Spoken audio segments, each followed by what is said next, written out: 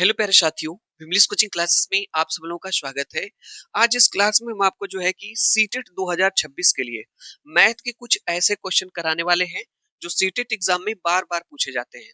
ठीक है, अभी तक जितने भी सीटेट की परीक्षाएं हुई हैं, उसमें ये प्रश्न इस तरह के आते रहे हैं। यदि आप भी सीटेट 2026 के लिए प्रिपरेशन कर रहे हैं, जिसकी परीक्षा आपकी 8 फरवरी को प्रस्तावित है, तो आप इस क्लास को देख सकते हैं और इस क्लास को अगर आप देखते हैं तो 2 से 3 प्रश्न इस क्लास से आपके फिक्स हो जाएँगे, आपको पता चल जाएगा किस तरह के प्रश्न पूछे जाते हैं। तो चलिए विदाउट डिले जो है पहले प्रश्न पे चलते हैं और आज की क्लास का ये पहला प्रश्न पूछा है कि संख्या 27,605 में 7 के स्थानीय मान और 6 के अंकित मान का गुणनफल क्या होगा?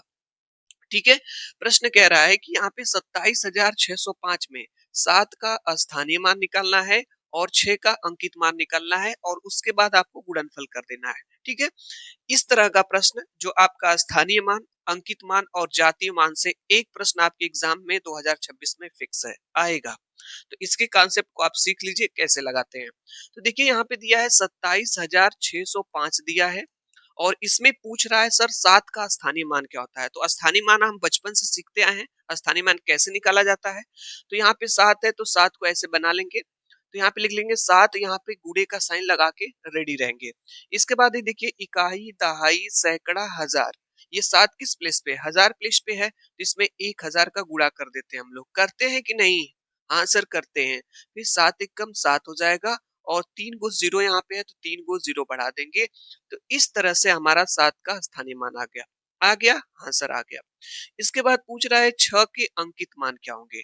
तो 6 का अंकित मान, तो आप एक चीज समझ लीजिए, जिस भी अंक का, जिस भी डिजिट का अंकित मान पूछे वही सेम होता है।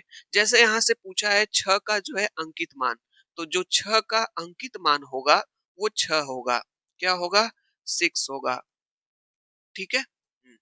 अब कहेंगे सर जातीय मान क्या होता है, उसको भी मैं आपको बता दूं। अंकित मान या जातीय मान एक ही चीज होता है। जैसे इस प्रश्न में पूछता है 6 का जातीय मान, तो 6 ही होता है। ठीक है, 6 ही होता है। अब यहाँ पे कह रहा है कि गुणनफल करिए, तो हमें स्थानीय मान मिल गया और ये जातीय मान मिल गया, दोनों का गुणा कर लेना है। तो 7,000 का 6 में गुणा कर लेंगे तो 7 6 कितना हो जाएगा? 42 हो जाएगा। यहाँ 3 को 0 है तो ट्रिपल 0 आप बढ़ा लीजिए। 42,000 किसी ऑप्शन में है? ऑप्शन नंबर देखिए फर्स्ट दिया है, ये 42,000 हो जाएगा। ध्यान दीजिएगा एक बात का, जल्दबाजी में आप 4200 को मत टिक कर दीजिएगा, नहीं तो आपका क्वेश्चन गलत हो जाएगा। ठीक है, इस बात का ध्यान देना है, कई बार हम लोगों से मिस्टेक्स हो जाती है एग्जाम में। ठीक है, चलिए ये पहला प्रश्न जो आपका स्थानीय मान, जातीय मान और अंकित मान से पूछेगा, आप लगा लीजिएगा। ठीक है, चलिए अगला जो दूसरा प्रश्न है, ये जो प्रश्न है ये भी इंपॉर्टेंट है, लेकिन इसके बाद वाला जो प्रश्न है ये आपके एग्जाम में हर बार आता है। जितनी भी सीटेट की अभी तक परीक्षाएं हुई हैं उसमें आयत और वर्ग से एक क्वेश्चन आता है। तो एक स्थानीय मान का क्वेश्चन और एक ये क्वेश्चन, और इसके बाद मैं आपको दिखा दूं एक इस तरह का प्रश्न आपके एग्जाम में आता है। तो 3 तरह के प्रश्न हर बार एग्जाम में आए हैं, सीटेट 2026 में भी आपके आएंगे। जरूर देख करके और इस तरह के प्रश्नों को लगा करके आप जाइएगा। चलिए पहले बात कर लेते हैं सर इस वाले प्रश्न की, दूसरे वाले की। दिया है निम्नलिखित में से कौन सा कथन यहाँ पे सत्य है? ठीक है, पूछ रहा है इसमें से कौन सा कथन इसमें से सत्य है। पहला ऑप्शन है एक एक अभाज्य संख्या होती है। नहीं, गलत बात है। एक एक अभाज्य संख्या नहीं होती है, एक एक प्राकृतिक संख्या होती है। प्राकृतिक संख्या होती है, इंग्लिश में इसको बोला जाता है नेचुरल नंबर बोला जाता है। Natural number. ठीक है, इस तरह से पहला ऑप्शन आपका गलत हो गया। दूसरा है सबसे छोटी अभाज्य संख्या 2 है। बिल्कुल सही बात, सबसे छोटी अभाज्य संख्या 2 होती ही है। सही यही ऑप्शन हो जाएगा। बाकी दो ऑप्शन को भी चेक कर लेते हैं। सभी अभाज्य संख्याएं विषम होती हैं, ऐसा नहीं है। अभी ऑप्शन नंबर बी में कह रहा है कि सबसे छोटी अभाज्य संख्या 2 होती है, तो 2 बता रहा है कि अभाज्य संख्या है, तो ये दो सम संख्या भी होती है। क्या होती है? सम संख्या। सम संख्या किसे कहते हैं? आप कहेंगे सर सम संख्या किसे कहते हैं? तो ऐसी संख्या जो 2 से डिविजिबल होगी, जो 2 के पहाड़े में आएगी, जो 2 से कट जाएगी, जो 2 से कैंसिल हो जाएगी, वो सम संख्या कहलाती है।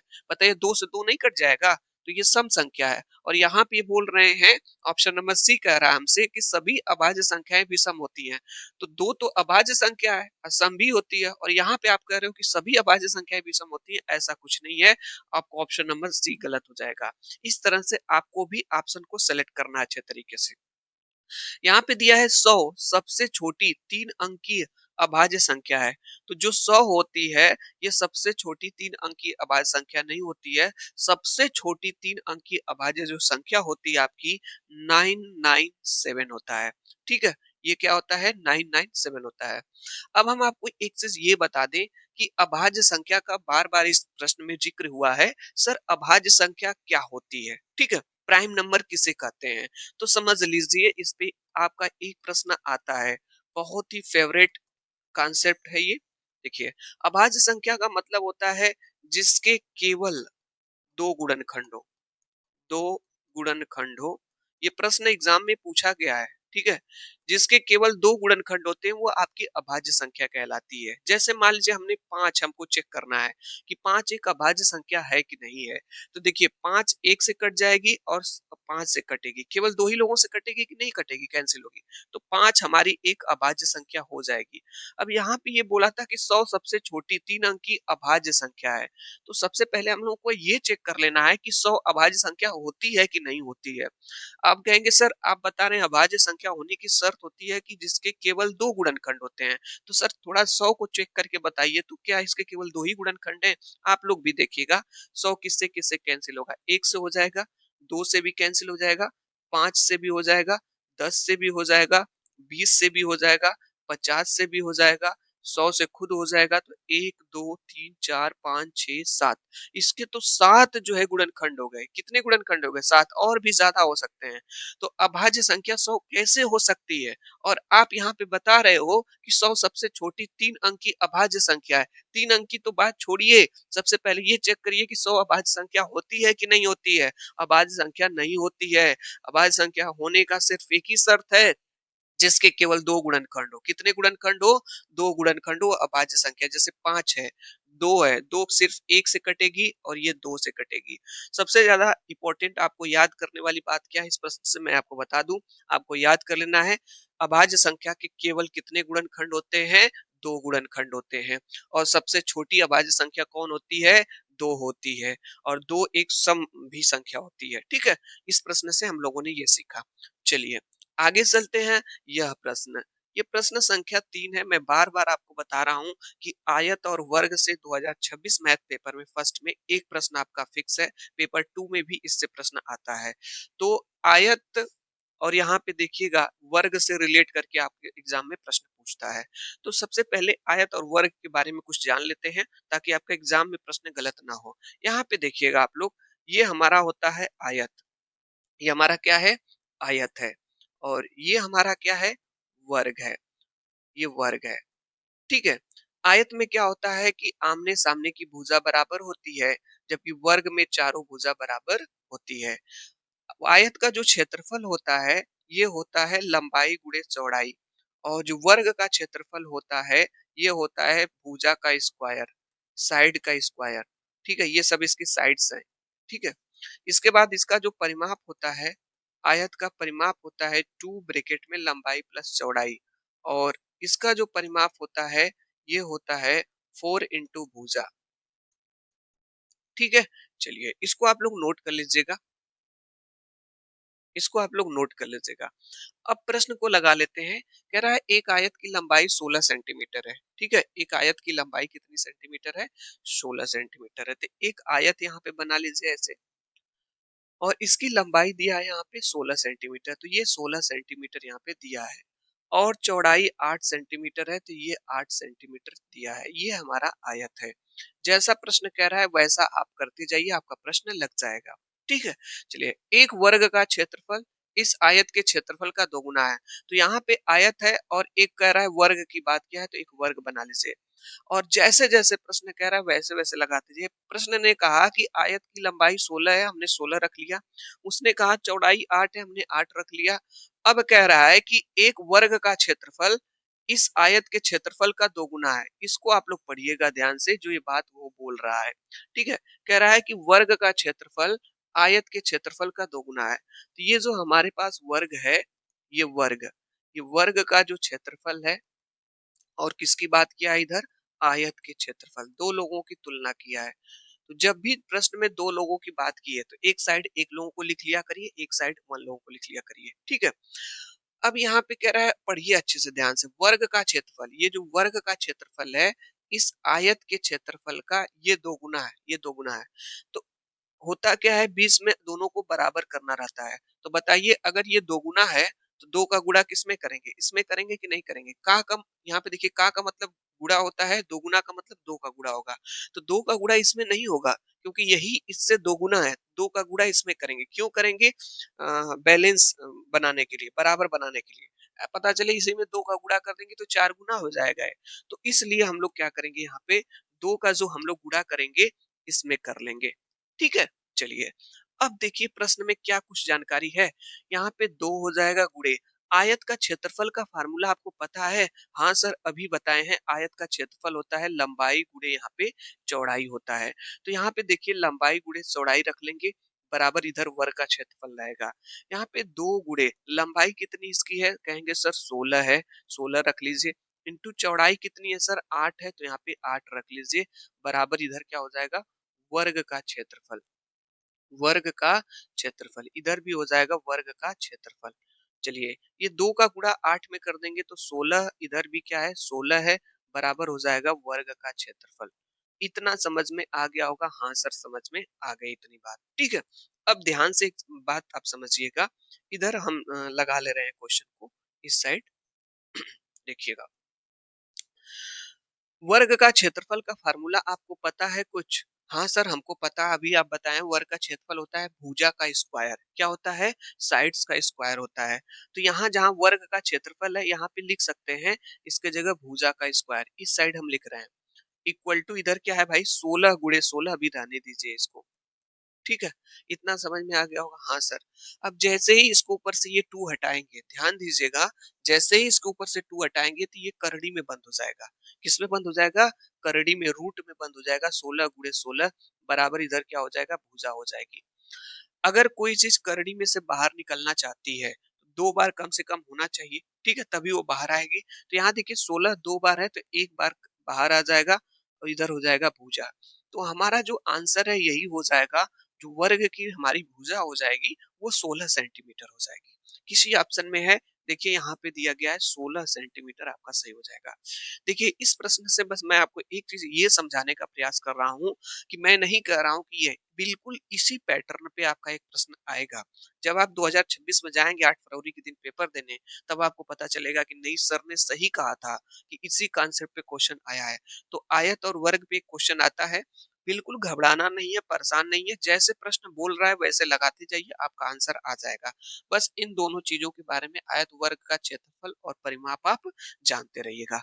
लगा लेंगे सर, हाँ बिल्कुल लगा लेंगे। इस तरह का प्रश्न नहीं पता है तो जितने भी सेट हुए हैं 2000 सीटेट के 2011 से लेकर के 2024 का, हर सेट में देखिए आया है कि नहीं, हर सेट में प्रश्न आता है।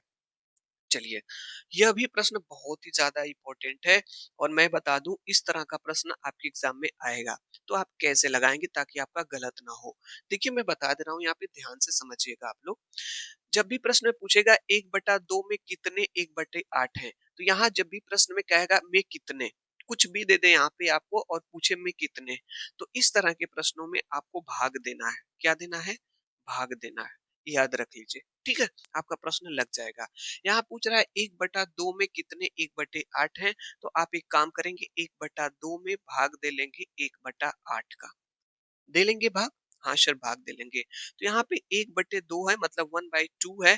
अब ये जो भाग होता है ना, इसको हम लोग गुणे में बदलते हैं, रूल है, नियम है। तो जब भाग को गुणे में बदलते हैं तो यहाँ पे एक चीज का ध्यान रखा जाता है कि ये जब जैसे ही भाग गुणे में बदलता है तो ये भिन्न पलट जाती है। अगर ये 1/8 है यहाँ पे, तो 8/1 हो जाएगा। ऐसा क्यों हुआ, जब हम भाग को इसमें इंटू में बदले इसीलिए हुआ। अब कोई कैंसिल हो जाएगा, हाँ सर, दो एक कम दो हो जाएगा, दो चौक को 8 हो जाएगा। इसका जो आंसर आ जाएगा ये आ जाएगा 4। ये किसी ऑप्शन में है, देखिए ए बी सी डी में, यहाँ पे बी में दिया है ऑप्शन में। बहुत ही आसान प्रश्न होता है, आसानी से आप लगा सकते हैं। ध्यान रखिएगा, पूछेगा इतने में कितना ये है, तो भाग दे लीजिएगा, ठीक है? भाग बता दिए आप लोग कैसे, आपका प्रश्न आ जाएगा। तो अभी मैंने आपको बताया स्थानीय मान, जाति मान, अंकित मान का एक क्वेश्चन, आयत और वर्ग का एक क्वेश्चन, और इतने में ये कितना है एक क्वेश्चन। ये 3 प्रश्न आपके एग्जाम में आएगा इस तरह का, इसी कॉन्सेप्ट पे आपका आएगा। चलिए आगे चल लेते हैं। ये प्रश्न है और ये प्रश्न आप लोगों को लगाना है, और ये देखते हैं लगा पाते हैं कि नहीं। देखिए मैथ एक ऐसा सब्जेक्ट है जिसमें प्रश्नों को देख करके परेशान नहीं होना है। जैसा प्रश्न कह रहा है वैसे आप लगाइए। पहले पेन तो उठाइए लगाने के लिए, प्रयास तो करिए एक बार, ठीक है? सब क्वेश्चन आप लगा ले जाएंगे। कुछ ऐसा नहीं है जो आप नहीं लगा सकते। एक बार अपने पे बिलीव रखिए और हर क्वेश्चन आप लगा सकते हैं। कोई क्वेश्चन आपसे नहीं छूटेगा। देखिए कह रहा है कि 50 में एक पूर्ण संख्या जोड़ी जाती है। देखिए जैसे-जैसे प्रश्न कर रहा है वैसे-वैसे मैं लगाऊंगा। 50 में एक पूर्ण संख्या जोड़ी जाती है और फिर वही संख्या 50 में से घटा दी जाती है। प्राप्त दोनों संख्याओं का जोड़ है। ठीक है? एक बार प्रश्न को ऐसे पढ़ लेना आपको है सरसरी नजर से, फिर दूसरी बार क्या करना है, प्रश्न जैसे कह रहा है वैसे आपको लगा देना है। सब प्रश्न आप लगा पाएंगे। हाँ, यहाँ पे देखिए मैं कैसे लगा रहा हूँ, कह रहा है 50 में एक पूर्ण संख्या जोड़ी जाती है। तो 50 में एक जो है पूर्ण संख्या जो है जोड़ी जाती है, तो कोई एक संख्या इसमें अपने मन से जोड़ लीजिए, ठीक है? मान लीजिए इसमें कोई संख्या मैं x जोड़ लेता हूँ। चलिए x मैंने जोड़ लिया, ये एक पूर्ण संख्या। फिर कह रहा है फिर वही संख्या, यही जो संख्या है 50 में से घटा दी जाती है। चलिए यही संख्या जो है 50 में से हम घटा दिए, यही वाली संख्या यहाँ घटा लिए, यहाँ जोड़ लिए। तो कह रहा है प्राप्त दोनों संख्या, ये वाली संख्या और ये वाली जो दोनों संख्या प्राप्त हुई है, दोनों संख्याओं का जोड़ है। दोनों संख्याओं का जोड़ है। जोड़ मतलब बीच में प्लस कर देना है। अब देखिए यहाँ पे प्लस एक्स है, यहाँ पे माइनस एक्स है, ये इससे कैंसिल हो जाएगा। क्यों? मैं आपको प्लस एक्स दे दूं फिर माइनस एक्स उसमें से ले लूं यहाँ पे, तो वो कट जाएगा, कोई वहां पे नहीं बचेगा। देखिए यहाँ पे 50 है, यहाँ पे 50 है। 50 और 50 कितना हो जाएगा? 100 हो जाएगा, 100 हो जाएगा। हमारा ऑप्शन यहाँ पे देखिए 100 यहाँ पे दिया गया है। समझ में आ गया होगा? हाँ सर समझ में आ गया। प्रश्न में कुछ भी नहीं होता है। प्रश्न आप देख करके परेशान मत हुआ करिए। यह भी बहुत ही शानदार प्रश्न है और इम्पोर्टेंट है 2026 एग्जाम के लिए। प्रश्न है कि हिंदू अरबी गणना प्रणाली में कितने 3 अंकीय संख्याएं हैं? हिंदू अरबी गणना प्रणाली में कितनी 3 अंकीय संख्याएं हैं? अब आप कहेंगे सर हम लोगों को यही नहीं पता है कि ये हिंदू अरबी गणना प्रणाली क्या होती है। अरे भाई, जो हम लोग गिनती सीखते हैं 1 2 3 4 5 6 7 8 9 10 सीखते हैं कि नहीं गिनती, उसी को कहा जाता है। वही हमारी हिंदू अरबी गणना प्रणाली है। हिंदू है, अरबी है और गणना मतलब गिनने वाली जो प्रणाली है उसी को कहते हैं। यानी यही होती है हमारे पास 1 2 3 4 5 6 डॉट डॉट डॉट अनंत तक होती है। इसी को कहते हैं हिंदू अरबी गणना प्रणाली। में कह रहा है कितने 3 अंकीय संख्याएं होती हैं? कितनी 3 अंकीय संख्याएं होती हैं? इस प्रश्न को लगाने से पहले मैं आपसे पूछ रहा हूँ, आप लोग बताइएगा, 1 अंक की सबसे बड़ी संख्या कौन होगी? 1 अंक की। तो आप कहेंगे सर 1 अंक की जो सबसे बड़ी संख्या होगी सर 9 होगी। कैसे? 1 2 3 देखिए 1 2 3 4 5 6 7 8 9 10। जैसे ही हम 10 पे जाएँगे तो 2 अंक की हो जाती है। तो उससे पहले जो होती है 9, वो 1 अंक की सबसे बड़ी संख्या होती है। तो 1 अंक की 1 अंक की जो सबसे, ध्यान दीजिएगा आप लोग, सबसे बड़ी संख्या होती है वो कौन होती है? 1 अंक की सबसे बड़ी संख्या 9 होती है। अब इसी तरीके से मैं आपसे पूछूं कि 2 अंक की सबसे बड़ी संख्या कौन होगी? तो आप कहेंगे सर 100 तो 3 अंक की सबसे बड़ी संख्या हो जाती है। 100 उससे पहले सर 99 जो है ना, ये 2 अंक की सबसे बड़ी संख्या होती है। इसी तरीके से अगर आपसे पूछा जाए कि 3 अंक की आप लोग बताइए, तो आप कहेंगे सर 999। 4 अंक की पूछा जाएगा तो 49 हो जाएगा। अब प्रश्न में यहाँ पे क्या पूछा है कि हिंदू अरबी गणना प्रणाली में कितनी 3 अंक की संख्याएं हैं? मतलब कितनी ऐसी संख्याएं हैं जो 3 अंक की हैं? ठीक है? जैसे मैं आपसे ऐसे पूछूं कि हिंदू अरबी गणना प्रणाली में कितनी ऐसी संख्याएं हैं जो केवल 1 अंक की हैं? केवल 1 अंक की हैं। तो आप कहेंगे सर 9। ऐसे कैसे पता चला? 1 2 3 4 5 6 7 8 9। 9 ऐसी संख्याएं जो 1 अंक की हैं। जैसे ही आप 10 पे गए तो 2 अंक की। हमसे पूछा कितना था? 1 अंक की। तो हम बता लिए 1 अंक की। ठीक है? अब मैं आपसे पूछ रहा हूँ, ऐसी कितनी ऐसी संख्याएं हैं, मतलब कितनी ऐसी संख्याएं हैं जो 2 अंक की हैं, जो 3 अंक की हैं। तो आप कहेंगे सर जो है मैं आपसे पूछूं ऐसी कितनी संख्या है जो 1 अंक की हैं? तो आप कहेंगे सर बस 9 वो हैं जो 1 अंक की होती हैं। 10 से तो आपका दूसरा अंक स्टार्ट हो जाता है। तो मैं इसी तरह पूछ रहा हूँ कि ऐसी कितनी संख्या है जो 2 अंक की हैं? 2 अंक की है। तो आप कहेंगे सर पहले 1 से लेकर के हम 99 तक देखते हैं। तो 1 से लेकर के 99 तक में सर 99 तो है ही 2 अंक का, लेकिन सर 1 से लेकर के इसके बीच में जो 9 होता है, 9 9 होता है, 9 ये 1 अंक की होती है, तो इसमें से घटा देंगे। तो हमारा 90 ऐसी संख्याएँ होती हैं जो 2 अंक की होती हैं। कितने अंक की होती हैं? 2 अंक की। क्यों? 9 को हमने घटाया कि क्योंकि 1 से लेकर के 9 तक तो बस 1 अंक वाली होती है, उसको घटाना पड़ेगा कि नहीं घटाना पड़ेगा?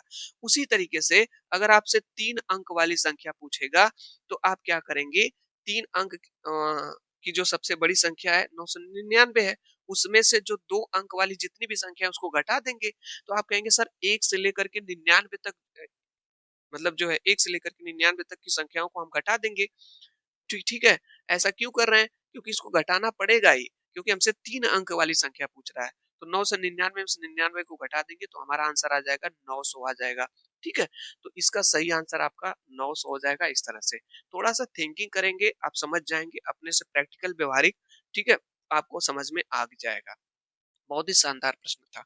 चलिए, अगला प्रश्न यहाँ पे है और हाँ, देखिए 3 प्रश्न आपको मैंने बताया है। एक स्थानीय मान का प्रश्न, ध्यान से समझिएगा और उसके बाद आपका स्थानीय मान, अंकित मान, जाति मान का प्रश्न, उसके बाद वर्ग और आयत का प्रश्न और ये इतने में कितना ये है, उसमें भाग वाला प्रश्न 3 प्रश्न और ये वाला प्रश्न भी बहुत ज़्यादा इम्पोर्टेंट है और हर बार सेटेट में ये पूछा गया है। तो इसका भी कॉन्सेप्ट सीख लीजिए, बहुत आसान प्रश्न है। देखिए, आप खुद इस प्रश्न को लगा लेंगे। आप घबराया मत करिए प्रश्न को देख करके। बिल्कुल परेशान नहीं होना है। अगर मैथ अच्छा करना है तो प्रश्न को अपना फ्रेंड बना लीजिए। प्रश्न लगाना सीखिए। पेपर पे प्रश्न को एक बार अच्छे से पढ़िए, दोबारा पढ़िए। जैसा कह रहा है वैसा एक बार अपने से ट्राई करिए लगाने का। चलिए कोशिश करिए। एक बीकर के 3/7 भाग में पानी है। जैसे एक यहाँ पे हमारे पास बीकर है, ये बीकर है हमारे पास। ठीक है? ये हमारे पास क्या है? ये बीकर है। ये बीकर है। इस बीकर में 3/7 भाग पानी है। अच्छा आप एक चीज़ समझिएगा, ये मान लीजिए पूरा 1 भाग है यहाँ से यहाँ तक। कितना भाग है ये? 1 भाग है पूरा, ठीक है? और 1 भाग है, इसमें से 3/7 भाग में पानी है। तो मान लीजिए 3/7 भाग यहीं तक होगा। इसमें ये सब पानी भरा हुआ है, ठीक है? ये पानी इसमें भरा हुआ है। कितने भाग पानी भरा हुआ है? 3/7 भाग जो है पानी भरा हुआ है। अब पानी इसमें भरा हुआ है। फिर कह रहा है बीकर को ऊपर तक भरने के लिए, यानी जो हमारा बीकर है, इस बीकर को ऊपर तक भरने के लिए मतलब यहाँ तक भरने के लिए 16 लीटर पानी की और आवश्यकता है। अगर हम यहाँ तक भरना चाहते हैं इस बीकर को, क्योंकि यहाँ तक भरा है और जब इसको यहाँ तक भरना चाहते हैं तो यहाँ पे इसमें चाहिए 16 लीटर। 16 लीटर पानी अगर इसमें भरते हैं ये वाले हिस्से में, तब ये बीकर हमारा भर जाएगा। तो कह रहा है आवश्यकता है बीकर की क्षमता, पूछ रहा है बीकर की क्षमता है। तो बीकर हमारा कितना भाग का है? 1 भाग का है। 1 की वैल्यू हमको निकालनी है। अच्छा हमको एक चीज ये बताइए, अगर यहाँ से लेकर के यहाँ तक पूरा ये 1 भाग है, तो ये यहाँ से लेकर के यहाँ तक ये 3/7 है, तो ये कितना होगा? ये कितना होगा? तो आप कहेंगे सर 1 में से घटा देंगे। जब 1 में से, अरे भाई आप एक चीज़ सोचिएगा, जैसे पूरा बीकर है, ये पूरा ये 4 भाग है, मान लीजिए और इसमें से ये यहाँ तक 2 भाग है। तो ये कितना होगा? आप कहेंगे सर पूरे 4 में से 2 को घटाएँगे, 4 में से 2 को घटाएँगे कि नहीं कहेंगे? ये हमारा 2 आ जाएगा। ऐसा क्यों कर रहे हैं? घटाने का साइन इसलिए किया जा रहा है कि तभी पता चलेगा, 4 में से 2 को घटाएँगे तभी ये पता चलेगा ये कितना है यहाँ पे। तो वही काम है, घटाने का काम आपको करना पड़ेगा। इस पूरे भाग में से इस वाले को माइनस करना पड़ेगा। तो 3/7 माइनस कर लें, भिन्न का सवाल है लगा लीजिए। 7 एलसीएम हो जाएगा, 1 27 7 हो जाएगा यहाँ पे, 7 एकम 7 यहाँ पे 3 हो जाएगा। 4/7 यानी ये वाला जो भाग है, यहाँ से लेकर के यहाँ तक ये वाला भाग है, ये 4/7 है। अच्छा एक चीज आप लोग ये बताइए, अगर यहाँ से लेकर के यहाँ तक ये 4/7 है, तो यहाँ से लेकर के यहाँ तक इसमें कितने लीटर पानी भरना है? 16 लीटर। तो ये भी तो 16 लीटर है, उसी के बराबर दिखा दीजिए। तो 4/7 बराबर हो जाएगा 16। ऐसा हमने क्यों किया? क्योंकि ये भी 16 लीटर है, ये भी 4/7 भाग है, तो दोनों बराबर ही है।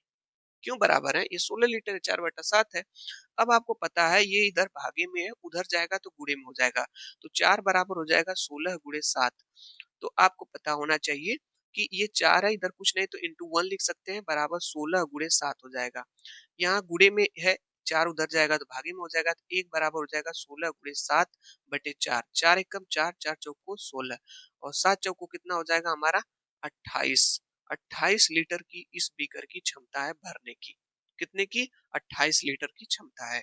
तो पहला ही वाला ऑप्शन आपका सही हो जाएगा, 28 लीटर हो जाएगा। क्यों? यहाँ हमको एक भाग पता चल गया कि नहीं, एक भाग पूरा है। ठीक है, इस तरह से इसका सही आंसर हो जाएगा, right answer option number first correct हो जाएगा। चलिए अगला प्रश्न पे चलते हैं। ये रहा आपके पास अगला प्रश्न, और इस प्रश्न को हम बताएंगे नहीं आप लोगों को, आप लोगों को लगा करके इसका आंसर कमेंट्स बॉक्स में बताना है। 70 560 में 5 के और 6 के स्थानीय मानों का गुणनफल है। इस क्वेश्चन को आप लगाएंगे। यहाँ पे 4 ऑप्शन है, एक बार देख लीजिए, स्क्रीनशॉट ले लीजिए, आप लगा करके कमेंट्स बॉक्स में आंसर बताइएगा आप लोग। ठीक है, चलिए देख लिए होंगे प्रश्न को, 5 और 6 के स्थानीय मान बताने हैं, 4 ऑप्शन आपके पास है। चलिए अगला प्रश्न है क्वेश्चन नंबर 9। एक वर्ग की सीमा 20 सेंटीमीटर है। एक वर्ग हमारे पास है, इस वर्ग की जो सीमा है ये 20 सेंटीमीटर है। ये भी 20 हो जाएगा, ये भी 20, ये भी 20, सब हो जाएंगे 20। होंगे कि नहीं होंगे? हाँ सर हो जाएंगे। इसके एक कोने से 1 सेंटीमीटर भुजा वाला एक छोटा वर्ग का काट दिया जाता है। इसके कोने से 1 सेंटीमीटर का जो है एक भुजा वाला जो वर्ग है वो काट करके अलग कर दिया जाता है। तो नई आकृति की सीमा बताइए, पेरीमीटर। तो जो नई आकृति बनेगी काटने के बाद, जब नई आकृति, मान लीजिए इधर से आप काट दिए, इधर से भी एक काट दिए, इधर से भी आप एक काट दिए, इधर से भी 1 सेंटीमीटर, तो उसका परिमाप पूछ रहा है। तो हम आपको बता दें, अगर ये वर्ग जितने सेंटीमीटर का है उसमें से एक एक सेंटीमीटर का अगर आप काट करके या दो दो सेंटीमीटर का काट करके अलग करेंगे तो उसके पेरीमीटर में कोई परिवर्तन नहीं होता, इस बात को याद रखिएगा। यानी इसका परिमाप सेम रहेगा। ये 20 है जितनी इसकी, वही सेम उसका रहेगा। ठीक है, तो आंसर इसका आपको ऑप्शन नंबर बी करेक्ट हो जाएगा, ध्यान रखिएगा इस बात का। यानी कि वर्ग की सीमा में से अगर कोई 1 सेंटीमीटर वाला एक छोटा वर्ग काट भी दिया जाएगा तो नई आकृति जो बनेगी उसके परिमाप में कोई परिवर्तन नहीं होता है, जितना रहेगा उतना ही सेम रहेगा। अगला प्रश्न है, इस तरह का भी प्रश्न बार बार एग्जाम में पूछा गया। 10 इकाई, 10 दहाई, 10,000 बराबर है। इस तरह के प्रश्नों में ज्यादातर लोग गलत कर देते हैं। प्रश्न आता हुआ भी गलत हो जाता है आपके एग्जाम में, उसका एक रीजन है, क्योंकि जल्दीबाजी। आपको लगता है कि बहुत आसान प्रश्न है, हम लगा लेंगे, लगाने को तो लगा लेते हैं, लेकिन जोड़ने में गलती कर देते हैं ज्यादातर लोग। और ऑप्शन इतने क्लोजेस्ट दिए जाते हैं कि आपको लगता है कि उस समय मैंने सही किया है, लेकिन जब बाहर निकलते एग्जाम हॉल से तो आपका गलत हो जाता है। ध्यान दीजिए कैसे लगाएंगे। यहाँ पे दिया है 10 इकाई, तो यहाँ पे 10 इकाई का मतलब होता है एक, तो इसमें एक का गुणा कर देंगे तो 10 हो जाएगा। 10 दहाई है तो 10 गुणे दहाई का मतलब होता है 10, तो इसमें 10 का गुणा कर देंगे। एक का गुणा एक में करेंगे एक, दो जीरो है तो 2 जीरो लिख देंगे। यहाँ 10,000 है तो 10 इंटू हजार का मतलब क्या होता है, 1,000 गुणा कर देंगे इसमें, तो यहाँ पे एक एक का गुणा एक हो जाएगा, 3 गो जीरो यहाँ पे, ये 4 जीरो यहाँ पे हम लोग लिख लेंगे। इतना समझ में आ गया होगा। अब इसको आपको जोड़ना है, तो जो सबसे बड़ा नंबर है उसको लिखिए, नीचे ऊपर लिख करके आप जोड़िएगा, आपका गलत नहीं होगा। ठीक है, यही ध्यान देना आपको है। तो वहाँ पे 1 4 0 यहाँ पे है, इसके बाद ये है यहाँ पे 100 दिया गया है, इसके बाद यहाँ पे 10 है। ऐसे आप जोड़ लेंगे, जीरो हो जाएगा, 1 1 0 यहाँ पे एक, ये यानी हमारा आंसर हो जाएगा 10 110। किसी ऑप्शन में है देखिए यहाँ पे 10 110 दिया है, इस तरह से इतना क्लोजेस्ट दिया है कि आपका आंसर गलत होने की पॉसिबिलिटी ज्यादा होती है। ऑप्शन नंबर बी करेक्ट हो जाएगा। तो ये आपके गणित के 10 ऐसे प्रश्न थे जो मैंने आपको कराए। ये बहुत ही ज्यादा मोस्ट रिपीटेड और हाई फ्रिक्वेंसी वाले क्वेश्चन है, जो आपके एग्जाम में बार बार पूछे जाते हैं इस तरह के प्रश्न। और इन प्रश्नों को अभ्यास कराने का मेरा यही मोटो था कि आप इन तरह के प्रश्नों को आप अभ्यास करिए, लगाइए, और प्रैक्टिस सेट जो आप मॉक टेस्ट दे रहे हैं या आप सीटेट का प्रीवियस ईयर पेपर में खुद उठा करके देखेंगे तो इस तरह के प्रश्न आए हैं। इसके बाद के ये जो प्रश्न है, गणित के 10 महत्वपूर्ण जो पेडागोगी के प्रश्न पूछे जाते हैं गणित शिक्षा शास्त्र पेडागोजी से, इन प्रश्नों को भी मैंने कल की क्लास में आपको कल को आपको एक क्लास प्रोवाइड की है, जाकर के उस क्लास को देख सकते हैं जिसमें 10 मोस्ट फ्रीक्वेंसी जो क्वेश्चन आते हैं बार-बार, उनको मैंने कराया है पेडागोजी के। तो क्लास देखने के लिए आप लोगों का बहुत-बहुत धन्यवाद। Thank you so much. और डेली 9 बजे रात को लाइव क्लास होती है। आप चाहें तो वहाँ पे मैं प्रीवियस ईयर क्वेश्चन पेपर करा रहा हूँ। एकदम जो आपके प्रीवियस ईयर पेपर हुए हैं 2011 से लेकर 2024 तक, आप जुड़ सकते हैं लाइव क्लास से। 29 प्रश्नों का टेस्ट को आप दे सकते हैं। क्लास देखने के लिए आप लोगों का बहुत-बहुत धन्यवाद। अच्छे से तैयारी करिए, मस्त रहिए, खुश रहिए। बाय-बाय।